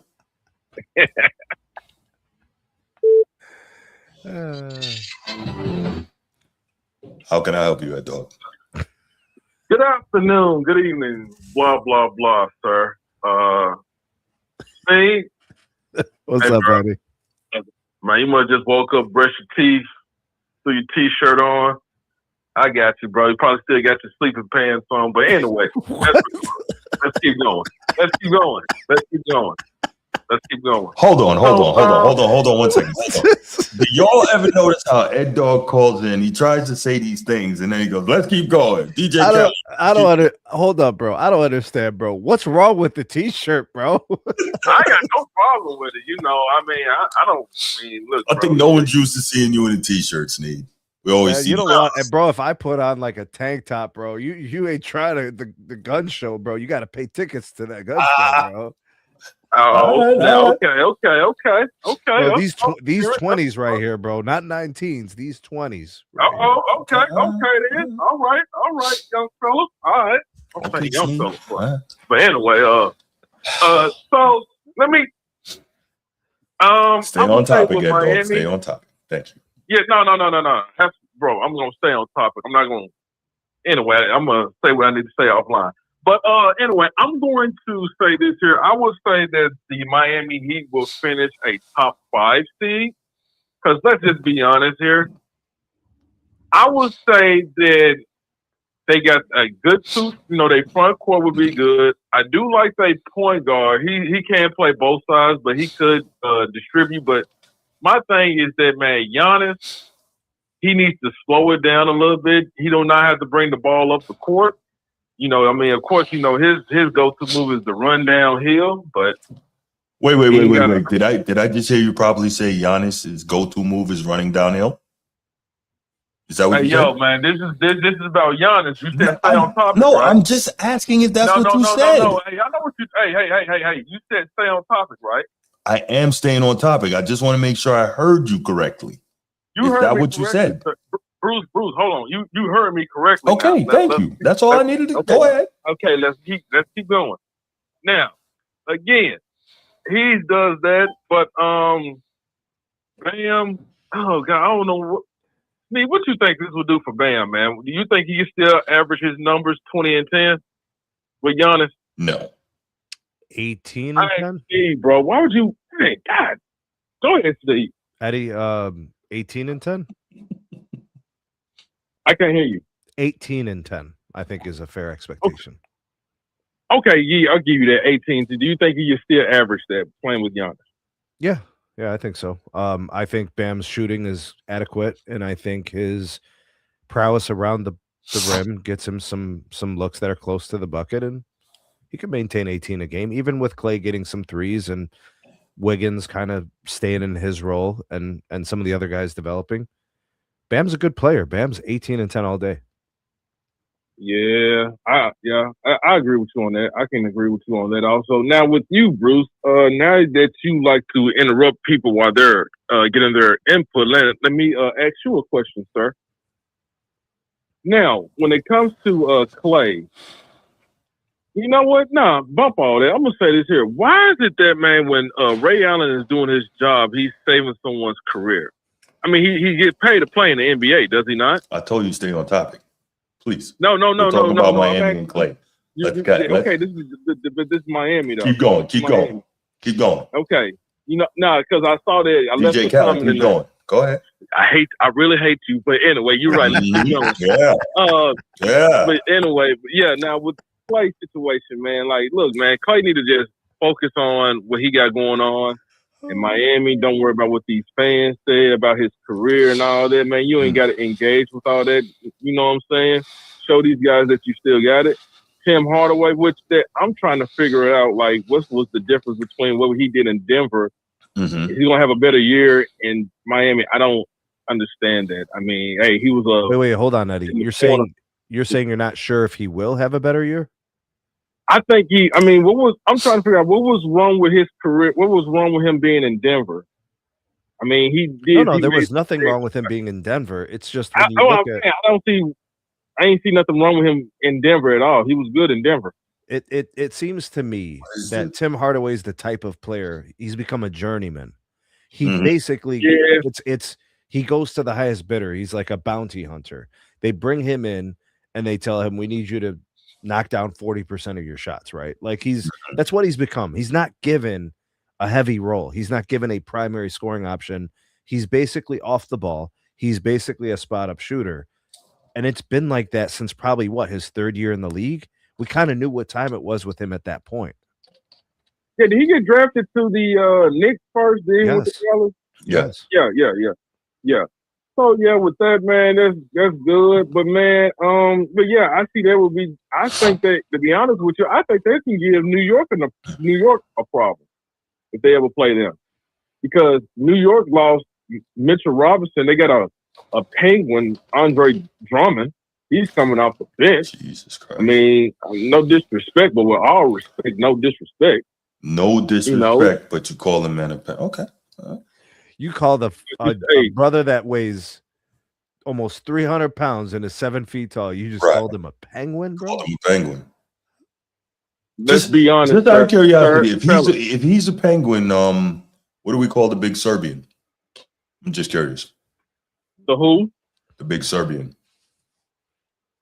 We call him the Joker, sir. A 3-time MVP, sir. That's what we call him. So show respect. But that's all I got. Now, I don't got nothing else to say. But I see where Bruce was trying to go. Bruce wasn't trying to go anywhere. Stay on topic. Bruce said what he means. Whatever. He's a 3-time MVP and a Finals MVP and a top 10 center.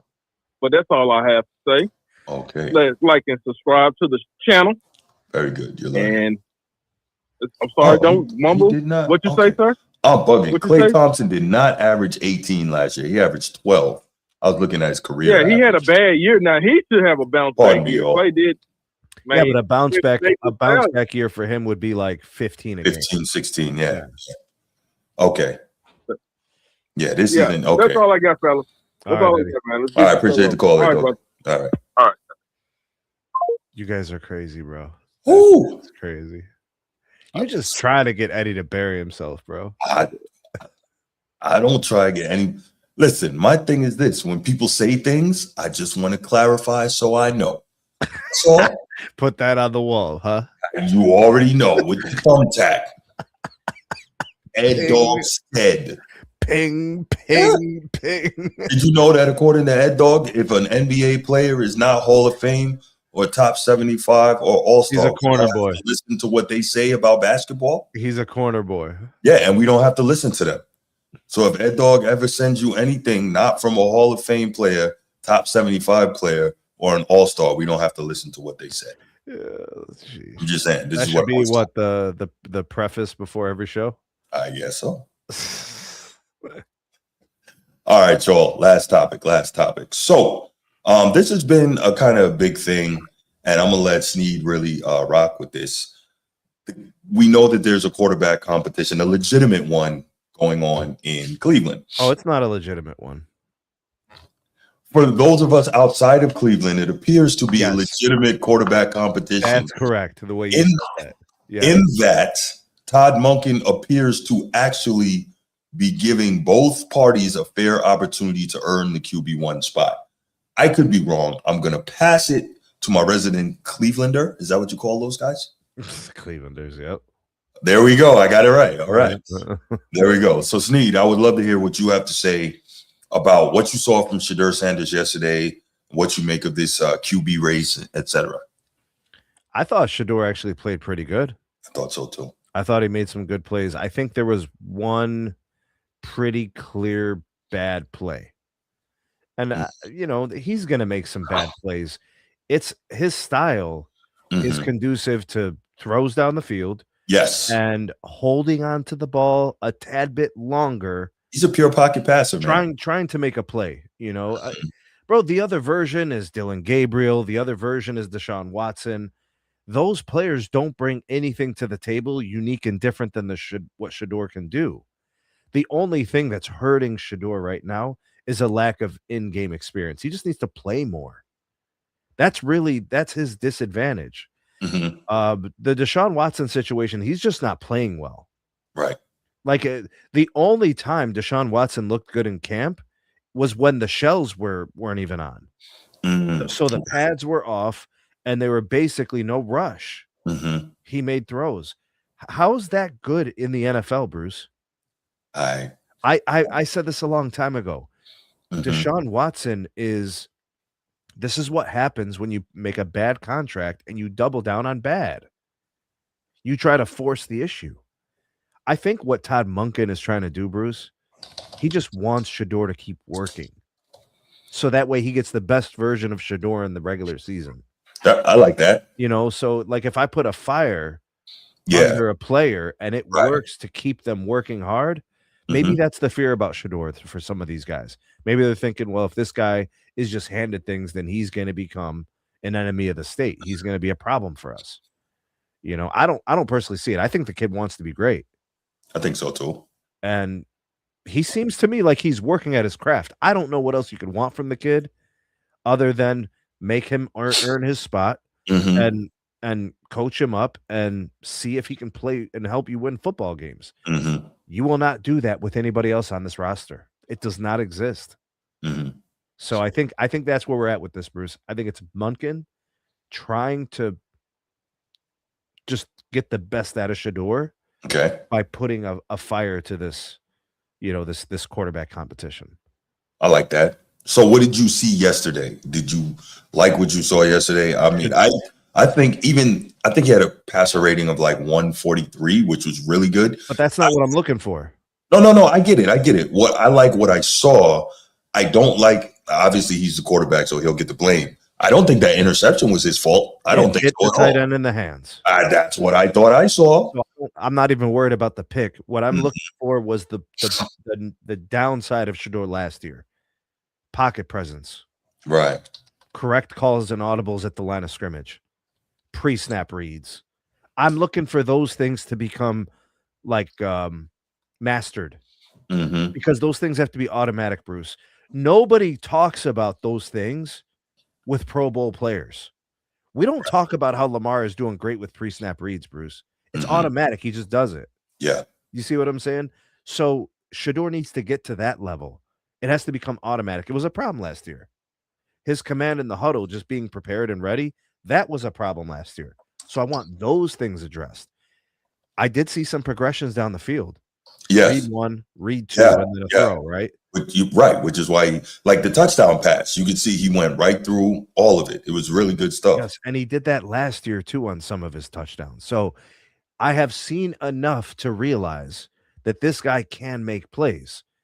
I need him making more plays, more consistently against very challenging competition in the NFL. Right. So he just needs to progress as a player. The Browns do not have a better quarterback than Shedeur Sanders. That is a true statement. It is factual. Here's a question. Do you think there's any possibility that the Browns are saying we're in a win-win, because even if this quarterback room we have doesn't pan out, next draft is supposed to be one of those quarterback drafts. CJ Carr, Dante Moore, Arch Manning, you got some guys in there. Now, you never know what you're going to get with a guy coming out of college. I get it. I think a lot of teams think that way. If Shedeur wins 4 games this year, the Browns are drafting a quarterback. Mm-hmm. If the Browns win 7 games this year, they are drafting a quarterback. If the Browns win 10 games this year, they will probably not draft a quarterback, because if they win 10 games this year, it would be because Shedeur has arrived. I don't know how realistic that is. I don't think there's enough there to get 10 wins. I think a good year for them is 7 wins. The defense is good. The offense, they drafted some guys. But in the NFL, everything has to come together. Sure does. Not have one strength. The Browns have had all NFL talent across the defense for years, and they have a losing record every year, right? With the exception of one, here and there, they got a winning season. I think they're drafting a quarterback, Bruce, next season, like you said, unless they have just this incredible year, which I just doubt that's going to happen. I wonder if they'll be bad enough to get one of the really good ones, though. That's the problem. Like, if you get stuck in that middle place, don't make the playoffs, but are competitive, but aren't bad enough to get one of those guys, then who said this? Who said this? I already answered that. No one said that. Who said this? I have no idea. So, FOH to that. Right. I don't even know where that. I have no idea. Who said that? Yeah. Nobody said anything like that. Yo, people be making me laugh, Bruce. Yeah, up. For sure. No, I think we definitely saw some stuff from Shedeur. I'm curious to know who's going to get the start in the dress rehearsal. I guess Monken said he'll announce that on Monday. I wouldn't be surprised if it was Shedeur Sanders, really, to get some real time. You know what, Ricky? I think there's a certain element of interceptions with Shedeur that he's interception prone. But if you can coach that, hey, man, right back at you, bro. You got it. You could have the same thing right back at you. The thing about Shedeur, the way he plays the game, is you're going to have picks. There's no 3 TD, 4 TD, 0 pick game from Shedeur. In order for him to get to 3 TDs, he's probably going to throw a pick. But what you want is some really important touchdown drives in the fourth quarter. You want some really important managing of the game. You want him connected to his coach. You want him leading the team. Right. I want to see him getting some wins. Yeah. And it's going to have some picks. It's just going to happen. Yeah, no, what I definitely was I think I was pretty impressed with like you said, him going through the progressions. I also was just pretty impressed with the way, and he can always really stand in the pocket and deliver. But you saw a lot of calm from him, more so than last season, obviously. But the improvement is definitely there thus far. So we'll find out. But see, here's the thing though. Like, are we really what are we talking about when it comes to Shedeur, and throwing picks? He didn't throw picks in college. Obviously, college is different, but I don't think he's ever been an interception prone guy. He didn't throw a ton of picks in college. 2 reasons why I think he's interception prone. Number 1, new coaches, 2 consecutive years, different coaches. So different system. Number 2, he's inexperienced. He hasn't seen NFL schemes. Right. So he's got limited experience. I expect picks. Peyton Manning was throwing tons of picks. I'm not even trying to say he has to be Peyton Manning or he's going to be Peyton Manning. I'm saying picks happen to most young quarterbacks. For sure. But I need him throwing TDs. Now he's got better supporting players. If he's got his running back in the fold, if the defense is still competent like it was last year, and they drafted wide receiver talent, and you've got maybe the development of Isaiah Bond, who comes in as a speedster in the slot down the seam. If Monken can build an offense that makes the Browns dangerous and threatening, Shedeur will be the catalyst to help them score points. Yeah. It was also good to see just the little things you talked about, like the way he's getting them in and out of the huddle. Like he's showing Just better letting that be game automatic, so management then you the way get to you the talked next about. level. Right. Absolutely. Yes. Yes. No, I totally agree. No, I think we saw a lot of good things, and there were a lot of things you could take away from that game. Definitely. Definitely. All right, you ready to take some calls on this? Yeah, man. We watch football games here. We don't just talk shit. We actually watch football here. 904-219-8264, 904-219-8264. Let's how can I help you, Edward? Yeah. Okay, Bruce. Just hear me out for a second. Sure. Just hear me out. Sure.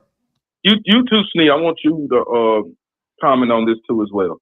All right. With you being the Cleveland guy. Mm-hmm. Now, Bruce, I said in the comments, I don't think I got a chance to look at it. I said that we saw what happened with the Denver Broncos with Russell Wilson, right? We saw that they let him go with their guaranteed money. They worried about the salary cap later on down the road. Why can't Cleveland Browns do that as well? Most good teams don't do that. That's why. I'm not saying you're wrong. I'm saying most good teams or teams that have, goals of being good don't move that way because that's just reckless financially. But but they've been reckless for how long? Right. Wait, who's reckless? What? Cleveland. Cleveland's reckless? Well, that's what Bruce said. I'm just I'm repeating what Bruce said. Steve, go No, ahead. he's saying that they would be reckless if they did that. I'm with Bruce, actually. I think you have to be financially responsible when you're looking at your roster and players. They clearly have been making business decisions. They moved on from one of the best defenders that's ever played in the league. Yeah, but who was that defender they had moved on and replaced it with, Bruce? Who was that? What was his name? He came from the Rams. Oh, I can't. You talking about Zadarius Smith? No, I can't remember. I know what you're talking. You talking about the guy that the Browns acquired? Yeah, for Myles Garrett. Oh, he was Jared Verse. Rams. Jared Verse. Yeah, him. Yeah, now Thank you. good. I could not remember his name. No, he's really good. He's an all-pro player. He's an excellent player. He's just not Myles Garrett, but who is? Like, that's the thing. Yeah, exactly. There's no Myles Garrett, and there's no Sam. You know what I'm saying? There's no one of those guys. There's no Myles Garrett, and there's no who? Anyway, let's keep going. Aaron Donald. Okay, I was gonna know why I said something about Sam because I saw what you said in the chat, but this is about because he's on your brain. No, hey, hold on now. We're talking about the topic. We are. Yeah. Okay. You brought up somebody else. That tells you what you're thinking about. Carry on. But what I'm saying is that, man, we've seen the fans are engaging with Deshaun Watson. This man is getting fooled. Mm-hmm. And he was talking about it at the press conference. Yeah, that's some sucker stuff. What's some sucker stuff? Deshaun Watson complaining about getting booed. You making $230 million guaranteed, fully guaranteed. And you haven't been playing. Yes. And like they don't have the right to boo you. Shut up. Yeah, that's what I'm saying, man. I mean, like, that's why I said some other team, I'm pretty sure would rather deal with the money if they just trade him or cut him or anything. Hell, he can go to the Jets. You know what I'm saying? They got, Garrett Watson over. I'm not sure. I'm not sure anybody would pick him up if he got cut because of the off the field stuff. Well, I'm just saying, you know what I mean? I hear you. Then, like with Shedeur, I mean, of course, Shedeur still need to improve and work. I mean, hey, he's staying in the pocket too long. He's not a mobile quarterback. Mm-hmm. You just need to get rid of it real quick. Mm-hmm. And then also now, man, can we all agree that Jerry Jeudy is a number 2? He's not a number 1. Yes. Okay. Yeah. Then they running back. I know that he had got injured last season. Is he back? Is he coming back this season? Good question. You know what I'm talking about, Steve? I would hope so. What is it, Eddie? the running back from the Cleveland Browns. Oh, Judkins. Quinshawn, Yeah, he's back. Is he? Okay. he didn't play yesterday though. Yeah. Well, I mean, yeah, but other than that, man, he's going to be active this year. He's back in the fold. He's rehabbed and stuff. Yeah. Yeah, I mean, Cleveland Browns are always going to have a nice defense. It's just the offense. I mean, also, quick side note, also, man, congratulations. Even though you did have a heck of a career, but injuries did mess him up. Nick Chubb, yes, so, but yeah, man, hey, he had ACL injuries and all that, man, when he was at Georgia Bulldog. But hey, yeah, man, yeah, but that's all I got, man. Appreciate the call. All right, no doubt, brother. Thank you. Nick Chubb was one of the best football players I've ever seen. Yo, Nick Chubb was tough. And to come back from 3 ACLs, bro, and 3 ACLs, I think, and he had like another knee injury. There was a point where I don't know what year it was, but he had put together like maybe 4 or 5 seasons back to back to back to back. He was averaging like 5.7 yards a carry, Bruce. Yo, he had a 1,500 plus yard season, a 1,400 yard plus season on bad teams that knew he was getting the ball every time. Oh yeah, he was a problem. Nick Chubb was super. Actually, now that I think about it, I think Baker's best season. Yes, with Nick Chubb. Yes, having a big year as well as an All-Pro. Yeah, for sure, for sure. All right. Well, I guess we're going to leave it right there. Oh, of course. What's up, Coach T? What up, Bruce? What's up, Coach T? What up, Bruce? What up, man? What up, Sneed? How can I help you, Coach T? Since Sneed is not a Browns fan anymore, he's a Green Bay Packers fan. He's not going to be offended by what I got to say about his Browns. You should hear what I got to say about the Browns. Come on. Get to your point, brother. Be rushing me, Bruce. Golly. Coach T, get to your point, man. Go ahead. You don't know what to do. This is crazy. What I was about to say before I was really interrupted and rushed on this phone call thanks to this Boston Celtic Notre Dame fan over here. What other choice they have but to start Shedeur number 1? I mean, Dylan Gabriel was not it. You already see what happened if you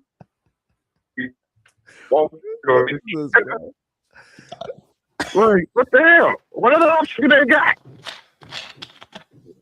Like, keep us on in suspense for what? What decision you gonna make? Get a ball of Shedeur and see what happens. What, you ain't got nothing to lose. You have no expectations this year.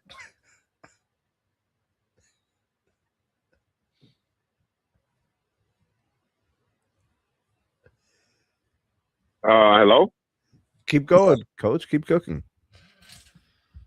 No, that's all. I'm just short and sweet. Like, like, damn, why all of the suspense when everybody's not surprised? Like, the only way we'd be surprised if you do some dumbass shit and then name the John Watson the starter week 1. You think he's starting anybody else besides? If you start anybody else besides Shedeur this season, after what we've seen last season and so far this year, Shedeur has been the best quarterback on the Cleveland Browns. Well, look, we know that even if Deshaun Watson starts, he won't hold the job, so it's not a big deal regardless. Man, he's just a certified rich boy idiot if he starts Deshaun Watson. Like, I'm with Ed Dog. Cut the dude, get him out of there, eat the contract, and just cut your losses. Just admit that you made a bad decision. They already cashed out on the insurance policy on Deshaun Watson. Man, they got to get that boy up out of there, man. He'll do nothing but taking up a roster spot that you can use for your defense or get another weapon on offense or something. Like, come on. Like, sit on the contract the Lakers did with Luol Deng. I know basketball is different than football, but come on, bro. Like, free up that roster spot. Like, it's like, what are we talking about? Just give it to Shedeur and see what happens. Hell, he might make the playoffs. No, but he's but one of those guys. Call, Coach T. We got one. I said no, but thanks for your call, man. We got one more. We got. What do you mean no? Before we get out of here. No, they're not making the playoffs, Coach T. No. Man, stop being a hater. Okay. Right. Thanks for the call, man. I appreciate you. You did no hating this whole show, and now all of a sudden you want to, at the end, you want to start hating. The levee's breaking, bro. The levee broke. All right, Coach T. I appreciate the I know. call, I thought it was going to last the whole show. All right, man. Thank you for the call. All right, brother. Take that last one, Bruce, the last call. Yeah. What up, Bruce? What's going on with y'all boys today? Be more. What up? Ain't nothing. First of all, I really, I've been liked him. I found a new respect for Todd Monken. I like how he handled this situation. He giving it both of them an even shot. And they saying that just because Watson got that big contract, he's most likely to start because he got that big contract. Well, that's not necessarily true. We shall see. Because you remember what year was this? 2000 maybe. What year was this? What 08, 09? When Klay got that big contract in the Seahawks with the Seahawks and what you call them outplayed them. Russell Wilson outplayed them. Remember that? And the fans was calling for it and for it, and Russell Wilson got that spot. Matt Flynn, right? Yeah. Yeah, Matt Flynn got that big contract. Remember? And a rookie, I think, what round Russell Wilson went in? At least the third, maybe later. Yes, and he outplayed him in preseason. And hey, man, the eye test, man. They started Russell Wilson his rookie year. Remember that? And then, the rest is history. As far as Shedeur's game yesterday, he looked poised, and everybody keeps talking about he holds the ball too long in the pocket. Well, I could hold the ball too long in the pocket too. My offensive line ain't giving up no pressure. Stay as long as you want. Well, as long as you're not getting sacked, and 1st and 10 turns into 2nd and 19. Yeah. But you got to think, man. That offensive line played well yesterday, man. And I think they know definitely 3 guys who are going to take care of that line. There's a couple that are kind of on the fence, but you could work through it. I think you're right.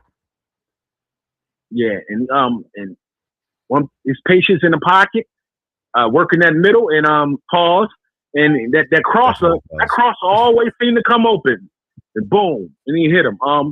He looked accurate yesterday, even with his interception. Man, you got to catch that. Man, you're a professional. The ball's in your hand. I don't want to hear that. Okay, it was a little tad bit behind, but it hit you. So I want to give him the credit for the interception. As far as the Cleveland, they got young studs, man. They're the youngest team in football, I believe. They got a stud. They got a stud at tight end, Fannin. You got Junkins. They got Isaiah Bond. They got Citrione. The Cleveland offense is loaded. It's much better than it's been in the years past. I agree. Yes. With you. Yeah. Give Todd Monken his credit. He's a national championship offensive coordinator. He led Lamar to some historic seasons, 41 touchdown seasons, MVP. He was great for us too, even though we didn't in the playoffs. It didn't come to fruition, or the game plan switched up somehow. Todd Monken is a great offensive mind. I don't think we should sleep on him. Bruce, real quick, Baltimore Bruce, real quick. Who should Monken go with to start week 1? He's making his decision. They got to go. What is we waiting for? He got to go with Shedeur Sanders. Or it's going to be goddamn. How can you say back in the day? You get hung in public. It's going to be a public lynch. But why not go with him? Deshaun Watson doesn't look the same. It's just not the same, bro. You just could tell. He looked like at that press conference yesterday, it looked like he checked out. It's like he don't even want to be there. Well, he didn't play well in the preseason. Why should he be granted anything? Because everybody, the money, just to see, like they say, they should give him a shot with a short rope. 1 or 2 weeks, bro. You got to show a significant improvement. The rope is got to be short. I heard you say something about if Cleveland only win 4 games, they're going to draft a quarterback. If they only win 7 games, they're going to draft a quarterback. That's what you said, right, Sneed? What did you say, Bruce? I heard you say something about if they only win 4 games, they're going to draft a quarterback. Yes, I If feel. they only win 8 games, they're going to draft a quarterback. I said 7 if they win games. 10 games, they're not going to draft a quarterback. Yeah. But that's where a lot of these organizations go wrong. They don't have no patience with they draft picks as they once did back in the day. You know, they let it bubble for a year or two before they. Here's what I'll say though to that, Bruce. So you're right. Yeah. Everything you've said so far has been factually true. What the NFL sees every year is 1 or 2 teams that essentially goes from last to playoffs. They see that at least one, so they are impatient because they see it happen so frequently. You know what I mean? Yeah. Hey, and I will say this: the Cleveland Browns will be a formidable opponent in the AFC North this year. They won't be no pushovers. Myles Garrett gone, Jared versus they just swapped it out. He's not Myles Garrett, but heck, goddamn sure he ain't too far behind. He's pretty good. He's been putting up big numbers in LA.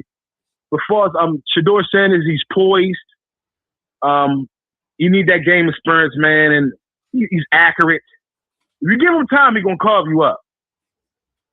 Period. We all know that. If he gets time, he's gonna call you out. I just hope he steps up in the pocket instead of going to get pressure. He drops back in the pocket further. Go forward. But other than that, man, we can't wait. We know what got 2 weeks left. The 9th is the first game. College football next week, sir. Yeah, college football next week. Yeah, man. Hey, I'm done, man. Hey, Steve, I wanted to ask you something. I'm looking at the channel with your hip hop reviews. Yeah. I got a request. The review. I got you. I want you do reviews live. Yeah, I've done one. I've done one live. Me and Bruce did one too. Life of the Party. I want you to review Life of the Party. Call you West of Andre 3000. All right. Whenever you get a shot, and you please let me know because I'm gonna tune into that. I got you, bro. We'll break the verse down and to where it need to be. All Other right. than that, man, thanks, man. Get ready to watch this preseason game. See what Ronald McDonald going to do in this first series, and we shall see. All right, brother. All right, Bruce. Yeah, that's crazy. We got a special request on the Format Pod. Yeah. All right. Well, listen, we are going to shut it down there for the night. Thanks so much for checking in with us. Thanks for rocking with us through the duration of the show. If you haven't already on the way out, hit that like and subscribe. And if you're watching on the replay, hit that like and subscribe as well. Make sure you also like and subscribe to SMT Media Network. You get everything over there. You get tech reviews, you get sports, you get hip hop. The man is what do you call this? The jack of all trades. He's eclectic. A few, yeah. No doubt. But we'll be back Wednesday, and we out. Peace.